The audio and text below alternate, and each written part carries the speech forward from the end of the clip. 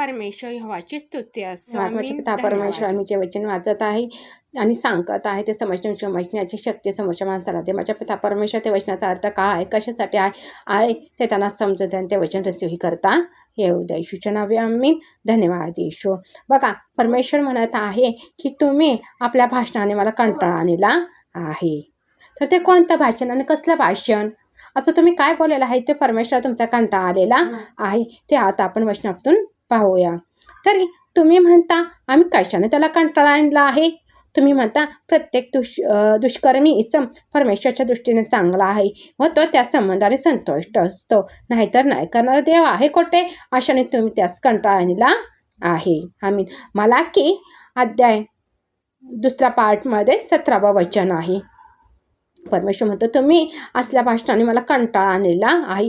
तुम्ही काय म्हणताय की दुसऱ्यांचं चांगलं चालू आहे, आमचं वाईट होत आहे. असं का? आम्ही विश्वासात आहे, आम्ही दान दशमास देतो, आम्ही पाय फलवासतो, आम्ही विश्वासही ठेवतो, तरी आमच्या जीवनामध्ये असं व्हायचं कारण काय? पण ते लोक विश्वासी नाही आहेत, पण तरीही त्यांच्या सर्व गरजा पूर्ण केल्या जातात, तरी त्यांच्या जीवनामध्ये सगळ्या गोष्टी आहेत, त्यांना कोणत्याच गोष्टीची वाण नाही आहे. मग परमेश्वराने असे मतभेद का केले आणि कशासाठी केले? मग तुम्ही ह्या संसारासाठी, हा संसार जो आहे तो युगानुयुगाचा नाही आहे. संसार हे काही काळाचा संसार आहे, पण ह्या संसारासाठी, संसाराच्या गोष्टीसाठी तुम्ही देवाविषयी कुरकुर करत आहे आणि तुम्ही दुसरे जे लोक चांगल्याचे श्रीमंत आहे, जे धनवान आहेत, अशा लोकांच्या गोष्टी काढून तुम्ही देवाची निंदा करत आहे आणि देवाला कंटाळा आणत आहे.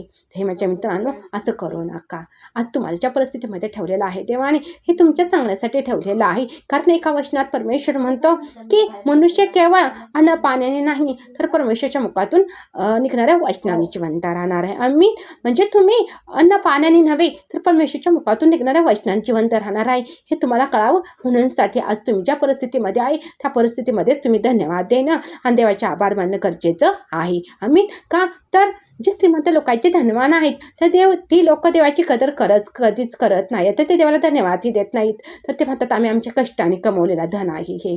पण तुमचीला जी आरती भाकर मिळते, 2 वेळचं जेवण जे मिळतं, तुमच्यावर अंगावर कपडा मिळतो, तुम्हाला जे काही धन मिळतं, काम मिळतं, त्या तुम्ही प्रत्येक गोष्टीमध्ये देवाचे आभार मानत असता.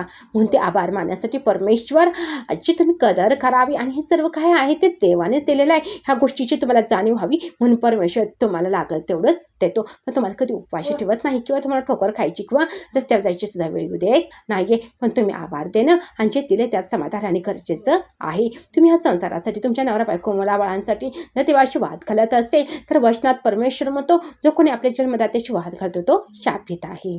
आम्ही म्हणजे तुम्ही जर देवाशी वाद घालत असेल तर तुम्ही शापित झाल्याशिवाय राहाल का? मग तुम्ही अनेक प्रार्थना करता, बायबल वाचता, दान दशमास देता, पण तरीही तो परमेश्वर स्वीकार करत नाही का? तर तुम्ही त्याच्याविषयी कुरकुर करता. निंदा करणे हत्या करण्या समान आहे की नाही? मग तुम्ही सांगा, जगाचा राजा जर दुःखी असेल तर जग दुःखी होणार. राष्ट्राचा राजा जर दुःखी असेल तर राष्ट्रातील लोक पण दुःखी होणारच ना. मग आपल्या जन्मदाता जर दुःखी असेल तर आपण पण दुःखी नाही का होणार? आहे की नाही? म्हणून आपल्या जन्मदात्याला आणि कधीही दुःखी करायचं नाही. तो जे काय करतो ते चांगलंच करतो, म्हणूनसाठी त्याला दोष देणं आणि त्याच्या निवाची निंदा करणं बंद करा. कारण परमेश्वर आपल्यासाठी सर्व काही केलेलं आहे. संसाराचे जे काय आहे ते सगळं आपल्या स्वाधीन केलेलं आहे. म्हणून मी आता मला देवाने आपल्या प्रतिरूपाचा मनुष्य निर्माण केला. देवाचे प्रतिरूप असा तो निर्माण केला. नर व नारी अशी ती निर्माण केली. आम्ही म्हणजे परमेश्वराने आपल्या प्रतिरूपाचा मनुष्य तयार केलेला आहे. म्हणजे तुमच्यामध्ये आणि त्याच्यामध्ये त्यांनी भेदभाव काहीच ठेवलेला नाही. सेम टू सेम त्यांनी स्वतःसारखं तुम्हाला बनवलेलं आहे की नाही?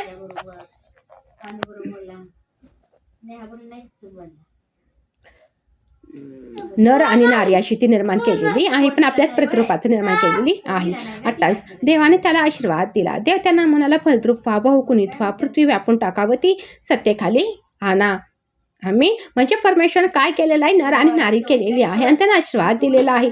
बहुगुणित होण्याचा आणि पृथ्वी व्यापून टाकण्याचा अधिकार दिलेला आहे की नाही? आज तुमच्या जवळचे आहे ते परमेश्वराने दिलेलं आहे फलद्रूप होण्यासाठी आणि बहुगुणित होण्यासाठी. मग परमेश्वर तुमच्या हातचं अन्न, तुमची मुलं बाळ, तुमच्या नावर तुमच्यापासून दूर करू शकतो का? नाही, कारण त्याने सर्व काही ते जे आहे तुमच्याजवळ ते सर्व काही त्यानेच दिलेलं आहे. आमीन. बघा, पृथ्वी व्यापून टाकावती, सत्तेखाली आणा. समुद्रातील मासे, आकाशातील पक्षी व पृथ्वीवर संचार करणारे सर्व प्राणी ह्यावर सत्ता चालवा. म्हणजे पृथ्वीवर जे काय आहे की समुद्रातले मासे, आकाशातली पक्षी, संचार करणारे प्राणी ह्यावर तुम्हाला सत्ता चालवण्यासाठी अधिकार सुद्धा दिलेला आहे आणि तुम्हाला सांगितलेलं आहे की ते सत्ता चालवा. म्हणजे आपल्या पृथ्वीवर जे काय आहे त्याच्यावर सुद्धा आपल्याला परमेश्वरने अधिकार दिलेला आहे. मग तर ही परमेश्वराजवळ परमेश्वरच्या नावाने कुरकुर का करावी आणि कशासाठी करावी? हालेलुया. रुपो हारकती नानुकती रिनाकती तारामती नाराम रप्पा हारकुती हवे रिपोकोट ताराम रप्पा हारकुती नानुकती रिमोकोतान रप्पा हारकुती. परमेश्वर म्हणतो की मनुष्य निर्माण केल्यानंतर मी त्याला सगळ्या सोयीस्कर वस्तू दिलेल्या आहेत, काहीच दिलं असं नाहीये, तरी पण मनुष्य माझ्याविषयी कुरकुर का करत आहे आणि कशासाठी? ह्या संसारासाठी आपल्या देवाशी प्रजन्मदा त्याची वाद घालावं का त्याने? नाही ना. बघा पुढच्या वचनामध्ये काय सांगितलेलं आहे. 29 देव म्हणाला, पहा अवघ्या भूतालावरील बीज देणार प्रत्येक वनस्पती व सहबीज फळे देणार प्रत्येक झाड मी तुम्हाला देतो, ही तुमचे अन्न होतील. आमीन आमीन. म्हणजे तुम्ही त्याला अन्न पाणी मागितलं ही सुद्धा नव्हतं, किंवा त्याला वस्त्र मागितलं नव्हतं, त्याला नवरा मागितला नव्हता, त्याला मुलंबाळा मागितले नव्हते, ह्या सृष्टीमध्ये तुमची कोणतीच गोष्ट मागितली नव्हती. म्हणजे ह्या गोष्टीची तुम्हाला जाणीव नव्हती किंवा ह्या गोष्टी आपल्याला हव्यात हेही तुम्हाला माहीत नव्हतं, पण देवाला सर्व काही माहीत होतं. म्हणूनच तुम्हाला परमेश्वरने ह्या सर्व गोष्टी दिलेल्या आहेत, आहे की नाही. सवयीची फळे, परत सवयीची प्रत्येक फळ आणि प्रत्येक वनस्पती तुम्हाला दिलेले अन्न पाणी खाण्यासाठी आणि तुमचं तुम्ही फळद्रूप होण्यासाठी आणि बहुगुणित होण्यासाठी, म्हणजे जगण्यासाठी जे काय हवं आहे ते परमेश्वर तुम्हाला दिलेलं आहे. आमीन. 30 त्याचप्रमाणे पृथ्वीवर सर्व पशु, आकाशाचे सर्व पक्षी व पृथ्वीवर संचार करणारे सर्व जीवधारी प्राणी हे नाव की हिरवळ खाण्यास देतो, आणि तसे झाले. आमीन आमीन. म्हणजे तुमच्या घरामध्ये जे काय वासरू आहे, जे काय जनावर आहे, त्यांच्यासाठी तो परमेश्वर म्हणतो की मी हिरवळ देतो. म्हणजे त्या लोकांच्या जनावरांचं आणि मुख्य जनावरांचं सुद्धा जर तो पोट पाणी भरायला तयार असेल तर मग तुम्ही विचार करा की तुमचे किती भरेल. म्हणून परमेश्वर म्हणतो की अरे अल्पविश्वासी, तू संशय काय धरलास? अरे मी तुम्हाला सगळं काय दिलेलं, पण तुम्ही संशय काय धरला? मी परमेश्वराने दिलंच नाही, परमेश्वराने दिलंच नाही. अरे काय नाही दिलं, हे जग बनवलं तेव्हा परमेश्वराने तुमच्यासाठी सगळं केलेलं आहे. तुम्हाला त्याच्यावरती सत्ता चालवायला सांगितलं, पण तुम्ही सत्ता चालवतच नाहीये. म्हणून तुम्ही त्याच्या सत्तेच्या आधीन जात आहे. तुम्ही त्या कुत्र्याच्या, जनावराच्या, माकडाच्या, सापाच्या आधीन जात आहे आणि तुम्ही त्याला राजाचं पद देत आहे, तर तुम्ही त्याचे गुलाम होणार ना. पण परमेश्वराने तुम्हाला सांगितलेलं आहे की तुम्ही त्याचे गुलाम नका हो, तर तुम्ही त्याच्यावरती सत्ता चालवा. तुम्ही सत्ता चालवणं गरजेचं आहे. पण तेव्हाने ह्या सगळ्या गोष्टी दिल्या तरी पण तुम्हाला काय मिळालेल्या नाहीत? कशासाठी मिळालेल्या नाहीये? कोण आहे जे आहे ते परमेश्वरने अन्न दिलेलं, पण ते तुम्हाला खाऊ देत नाहीये? कोण आहे की तुम्हाला नवरा दिलेले, मुलं बाळा दिलेले, पण ते तुमच्याजवळ ठरवू देत नाहीयेत? तुम्ही एकत्र राहत नाही, एकमेकांबरोबर तुमची मतं जुळली जात नाहीत. कोण आहे तुम्हाला वेगळं करणार? तर चला आपण एक दुसरं वचन पाहूया. हालेलुया. मत्तई 4 मधला 8 नंबर. पुढे शैताने त्याला एका अतिशय उंच डोंगरावर नेऊन त्याला जगातील सर्व राष्ट्रे व त्याचे वैभव दाखवले. 9 आणि त्याला म्हटले, तू पाया पडून मला नमन करशील तर मी हे सर्व काही तुला देईल. आमीन. म्हणजे ह्या जगामध्ये जे काय आहे त्याच्यावरती शैतानाने स्वतःचं सत्ता चालवलेली आहे, स्वतःच्या स्वाधीन करून घेतलेला आहे.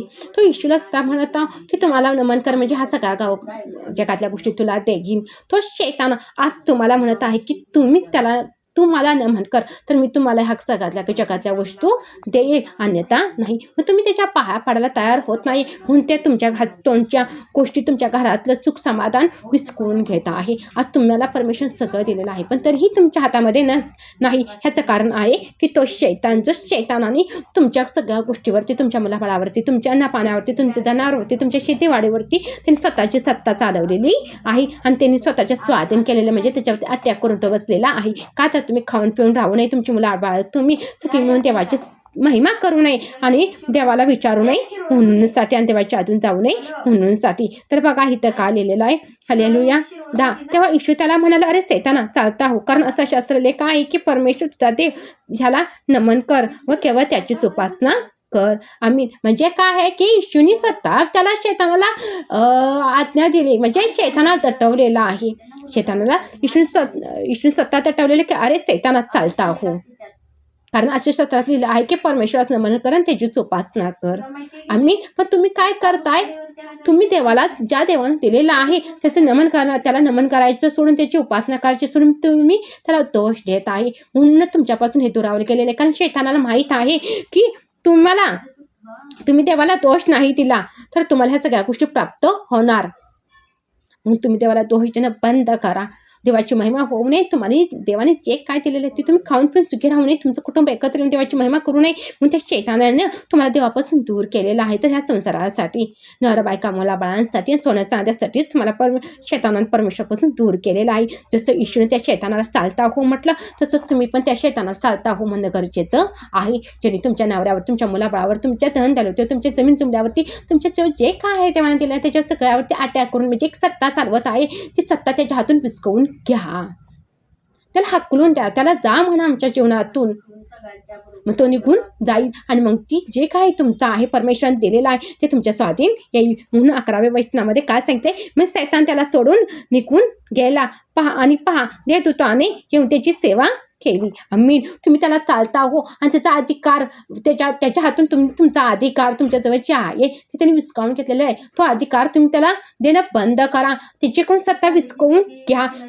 जो शैतान तुमच्या मुलाबाळावर, तुमच्या कुटुंबावरती, तुमच्या धनदौलतीवरती, ते पैशा पाण्यावरती सत्ता चालवत आहे ती विस्कवून घ्या आणि त्याला हकलून द्या तुमच्या जीवनातून, तुमच्या घरातून, तुमच्या मुलाबाळांच्या जीवनातून, तुमच्या विचारातून, ज्या कशामध्ये बसलेलं तेथून त्याला हकलून द्या. म्हणजे सगळं काही तुमच्या स्वाधीन तुम्हाला परत मिळेल आणि तो तुमच्या जीवनातून निघून जाईल. म्हणजे तुम्ही देवाची स्तुती आराधना करू लागाल आणि तुमचं कुटुंब, तुमची मुलं बाळं सर्व काही तुमच्याजवळ येईल. आणि मग तुम्ही ज्या लोकांची तुलना करून देवाची निंदा करत होता आणि देवाला दूर करत होता त्याच लोकांदेखत परमेश्वर तुमचं चांगलं करीन. त्या लोकांसारख्यापेक्षाही परमेश्वर तुमचं चांगलं करीन आणि तुम्हाला स्ट्रॉंग गवाही बनवेल. आम्ही म्हणून परमेश्वरची निंदा करणं आणि त्याला शिवाय शाप देणं बंद करणं गरजेचं आहे. का तर जो आपल्या जन्मदात्याची निंदा करतो तो शापित आहे म्हणून सांगितलेलं आहे. म्हणून आपल्या जन्मदात्याची वाद घालू नका. परमेश्वर तुम्हाला सर्व काही दिलेलं आहे आणि त्याच गोष्टीसाठी तुम्ही देवाची वाद घालणं चुकीचं आहे ना.